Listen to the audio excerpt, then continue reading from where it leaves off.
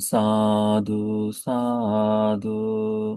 नमो तस्स भगवतो अरहतो सम्मा सम्बुद्धस्स। नमो तस्स भगवतो अरहतो सम्मा सम्बुद्धस्स। नमो तस्स भगवतो अरहतो सम्मा सम्बुद्धस्स। साधु साधु साधु। पूजनीय कल्याण मित्र गुरुवंते जी को हमारा प्रणाम है। साधु साधु साधु। श्रद्धावान उपासक उपासिकागण, कल हम लोग हमने अभ्यास में लेकर आए हैं एक सूत्र जिसका नाम था अथिराग सूत्र, यानी जिसके मन में राग निवास करता हो। राग यानी इच्छाएं। ठीक है, तो प्रबल इच्छाएं जहां रहती हो तो होना, राग का होना, प्रबल इच्छाओं का होना, इसका सूत्र है। जिसमें हम लोगों ने अभ्यास में लिया था, भगवान बताते हैं कि चार प्रकार के आहार हमारे जीवन को जीने के लिए तथा नई उत्पत्ति के लिए हेतु होने वाले हैं, सहायक बनने वाले हैं। इनमें से चार आहार हैं। कौल कौल बनाकर खाया जाने वाला, ग्रास ग्रास बनाकर खाया जाने वाला, है ना, गोले बनाकर खाते जो वो आहार, चाहे वो तरल पदार्थ में हो या कठोरता में हो। ठीक, तो ऐसा आहार। दूसरा है स्पर्श। स्पर्श का आहार है, सभी सत्वों में वो समान स्वरूप से देखा जाता है ना। हम मनुष्य को कहते हैं ना कि सामाजिक प्राणी है करके, है ना। सामाजिक का मतलब है हमें दूसरों के साथ संगति में है, तो ये क्या हो गया, ये स्पर्श का आहार हो गया है। कैसे कि इकट्ठा रह रहे हैं, है ना। तो वह। तीसरा है मनोसंचेतना। हमारे मन में जितनी इच्छाएं, जितनी संचेतनाएं, चेतनाएं जागती है, ये आहार है। कोई व्यक्ति चिंतन नहीं कर रहा, बिल्कुल ऐसा बैठा है और बैठा हुआ है, तो हम क्या कहते हैं, सी ठीक ठाक तो है ना। क्यों? क्योंकि यदि कोई सोचता है तो उसका व्यवहार, उसके शरीर, उसके चेहरे पर, उसके बातचीत में ये सारा बदलाव आता है ना। तो वो बात की मनोसंचेतना। और चौथा है विज्ञान। विज्ञान ये आहार है। ठीक है, आहार है जन्म के लिए ना। तो भगवान ने कहा इन चार आहारों के प्रति अथि राग, यानी इस चारों आहार के प्रति भगवान कहते हैं राग उत्पन्न होता है, यानी हमारे जीवन में राग है। अथि तन्हा, अथि नंदी, ये तीनों चीजें है। एक ही शब्द है, परंतु तीनों का तीनों को भिन्न भिन्न तरह से कहा गया है, क्योंकि किसी किसी के मन में हो, अच्छा मेरे मन में तो नंदी नहीं है, बस राग मात्र पर है। नहीं, तीनों ही समान स्वरूप से। तो राग है, नंदी है और तन्ना है, ये तीनों चीजें हैं। जैसे ही ये तीनों चीजें आ जाए, इसके आने से ही विज्ञान जो है आरूढ़ हो जाता है, इस दुनिया में उत्पन्न हो जाता है। विज्ञान के होने से फिर क्या होता है, तो नाम रूप जन्म लेते हैं। नाम रूप के जन्म लेने से क्या होता है, संस्कार और बढ़ते हैं। संस्कारों के बढ़ने से क्या होता है, मनुष्य पुनः गर्भ में जन्म लेने का भाव उत्पन्न करता है। जब पुनः जन्म हो,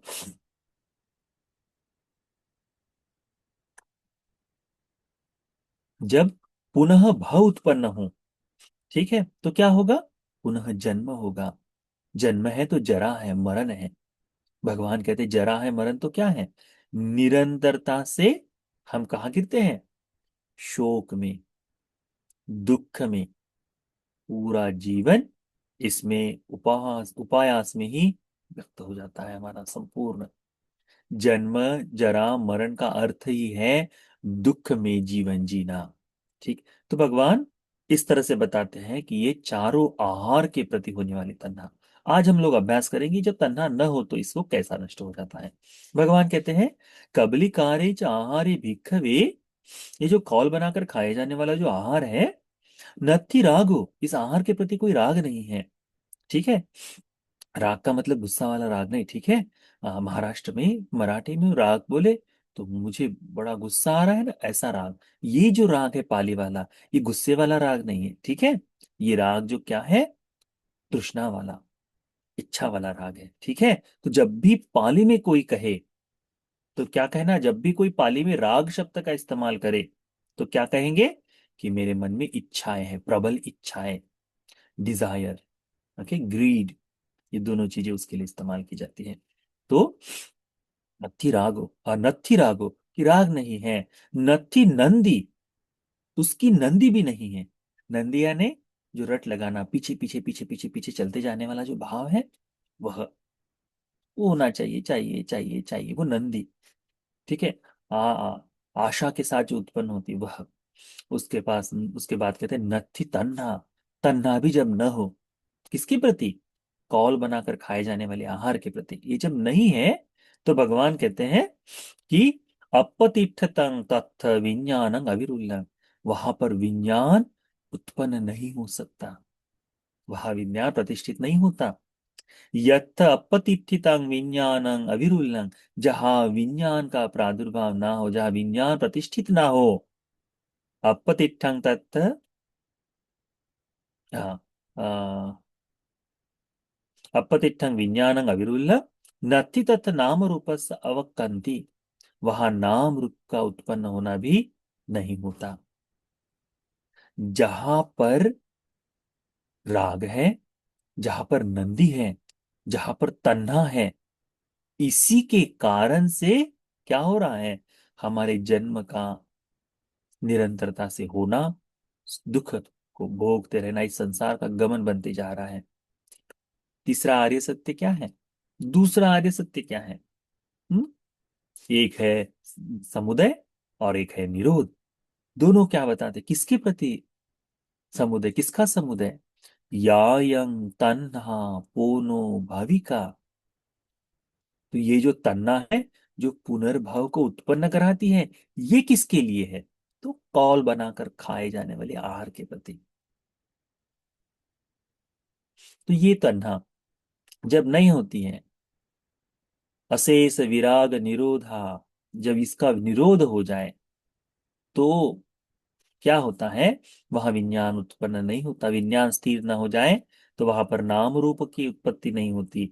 नत्थि तत्थ संखारानं बुद्धि, जहां नाम रूप न हो, वहां पर संस्कारों की वृद्धि नहीं हो सकती। हमारे नाम रूप है, इसीलिए संस्कार बनते जा रहे हैं, है ना? कुशल संस्कार, अकुशल संस्कार, हाँ, अव्याकृत, इस तरह से जो संस्कार चलते आए, कर्म बनते आ रहा है, ये किस कारण से? क्योंकि नाम रूप है, नाम है तब भी, रूप है तब भी ये हो रहा है। यत्त नत्ति संखारानं बुद्धि, नत्ति तत्थ आयतिं पुनर्भवानि, जहां पर संस्कार वृद्ध ना हो, जहां पर संस्कार बढ़ नहीं बढ़े, जहां संस्कारों का बढ़ना नहीं होता, वहां पर पुनः भाव उत्पन्न नहीं होता। अरहंत व्यक्ति जब जीवन जीता है, तो उस समय, उसके जीवन जीते समय संस्कार बढ़ते नहीं हैं। उस समय संस्कार का, ये इसलिए यही कहा है, यत्थ नत्थि संखारानं बुद्धि, जहां संस्कार न बढ़े, जहां संस्कार उत्पन्न न हो, तत् नत्थि तत्थ आयतिं पुनः भवा निपत्ति, वहां पर पुनः भव का भाव उत्पन्न नहीं होगा। फिर यत्थ नत्थि आयतिं पुनः भवा निबत्ति, नत्थि तत्थ आयतिं जाति जरा मरण, जहां भव ही न हो, जहां भव न हो, वहां पर जाति यानी जन्म, जरा यानी बुढ़ापा, मरण यानी मृत्यु, ये नहीं होगा।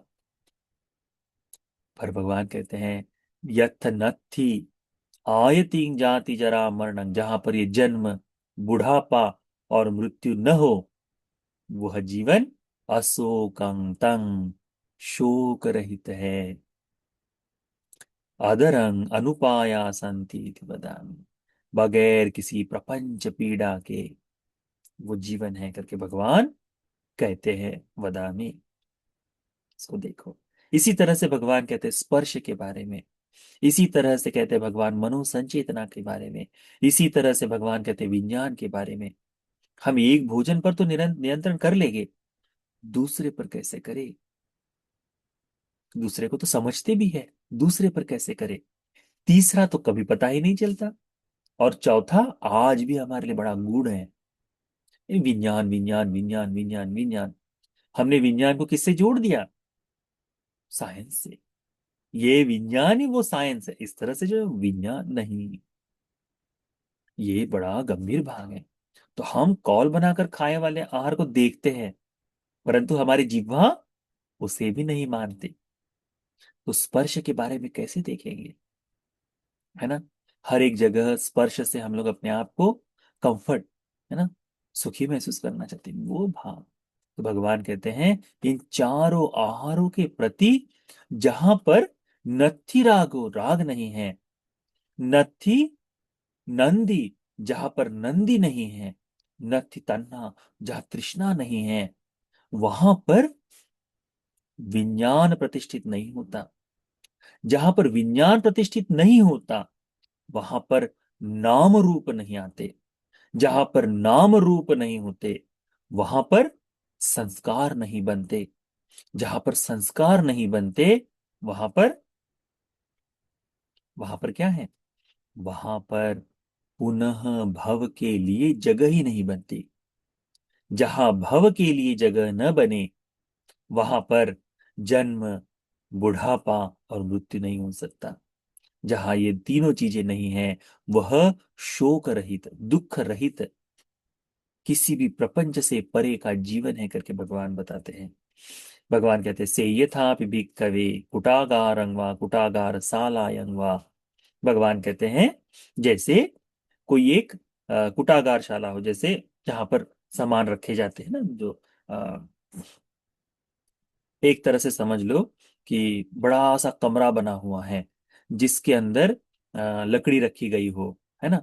तो पहले के समय में रखा जाता था, तो लकड़ियों के लिए रखने वाला है, या फिर लकड़ियों से बना ही पूरा का पूरा शाला हो।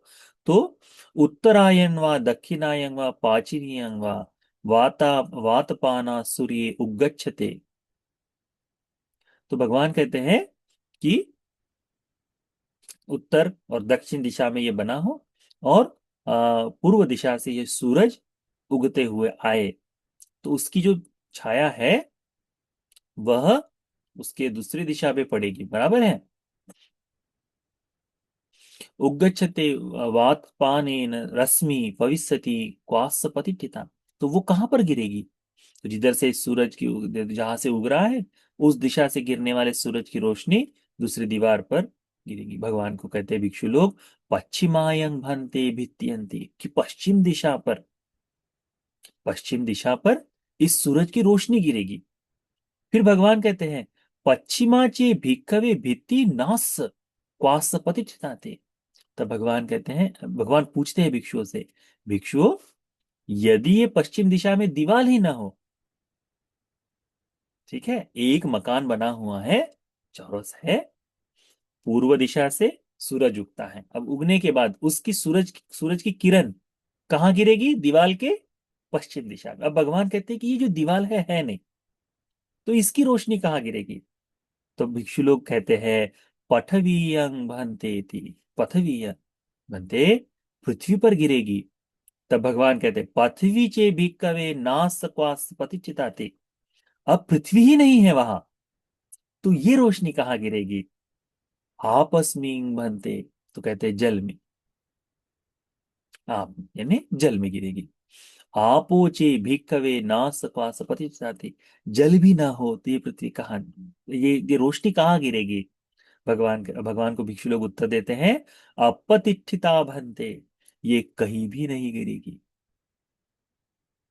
रोशनी कब तक गिरती है, जब तक उसको, उसके लिए कोई आहार हो, वह माध्यम हो जाए, वह आहार हो जाए। हमें चंद्रमा क्यों दिखाई देता है, क्योंकि सूर्य का प्रकाश चंद्रमा पर उस समय गिरता है। जब सूर्य का प्रकाश न गिरे तो हम, हमारे यहाँ क्या कहते हैं, हम उसको अमावस्या हो गई है करके। ऐसा ही है ना, नहीं, ऐसा है ना। हाँ, परंतु अभी हमको चंद्रमा दिखाई देता है इसीलिए, बाकी तारे दिखाई देते हैं। भगवान इसी तरह से तो बताते हैं बिल्कुल। क्या कहते हैं भगवान कि अच्छा, सूरज का प्रकाश यदि पूर्व से सूरज उग रहा है तो कहाँ गिरेगा, तो पश्चिम दिशा में करके बनते जी उत्तर देते हैं।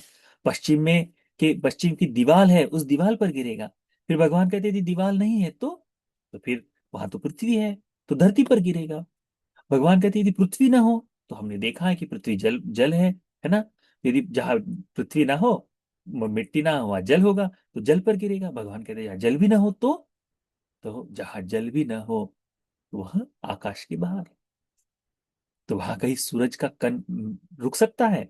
रुकने के लिए कहीं जगह ही नहीं हो, तो वहां पर अपतिष्ठिता, वहां स्थिरता नहीं आती करके भगवान कहते हैं ऐसे ही, बिल्कुल ऐसे ही, जहां पर ये चारों आहार के प्रति नंदिराग नहीं हो, तन्ना नहीं हो, वहां पर विज्ञान भी स्थिर नहीं होगा। विज्ञान नहीं होगा, नाम रूप नहीं होंगे, नाम रूप नहीं होगा, संस्कार नहीं होंगे, संस्कार नहीं होगा तो भव नहीं होगा, भव नहीं है तो जन्म जरा मरण नहीं होगा, जन्म जरा मरण नहीं है तो दुख नहीं है करके, शोक नहीं है करके भगवान कहते हैं। तो ये सूत्र जो है, इसे अच्छी तरह से ध्यान में रखो, बड़ा सुंदर है। इस आहार के प्रति भगवान ने वैराग्य जो बताया उसको, तो यह सूत्र आप सभी को, हम सभी को आहारों के प्रति अच्छी तरह से जागरूकता के लिए, आर्य अष्टांगिक मार्ग के सहारे इन आहारों पर नियंत्रण पाने के लिए, उत्तम चार आर्य सत्य को बोध कर लेने के लिए यह धर्म का उपदेश उपकारी हो जाए। साधु साधु साधु।